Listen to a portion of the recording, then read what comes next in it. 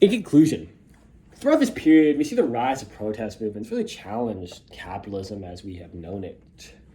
And this leads to movements across the globe. Speaking of, we have Marxism. Marxism spread across the globe rapidly. And, in theory, Marxism sounds great.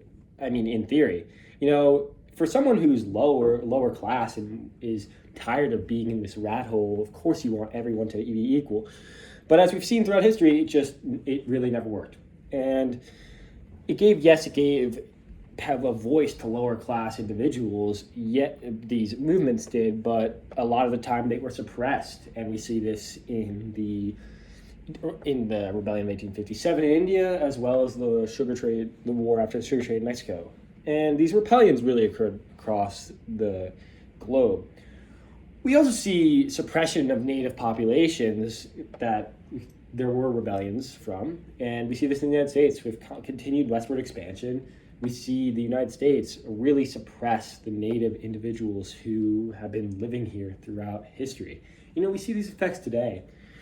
There's still a lot of people demanding reprimands be paid for these individuals because of the atrocities the United States government committed to their population. I mean, the United States really just, when we came to form, we really took their land and made it our own and didn't really consider them and kept driving them west. And honestly, we stripped them of their homeland. And I don't know how I would feel if someone did that to us currently. I mean, obviously, it's hard to say. I mean, the United States did form, yet it forms a great argument of whether the United States was truly right in what they did to these populations that had previously have so much of a rich history, have called this land their home for centuries. So throughout this period, we have just seen a profound global change in ways of thinking, as well as people really voicing their opinions in a lower class. And, this is extremely important to how we live today.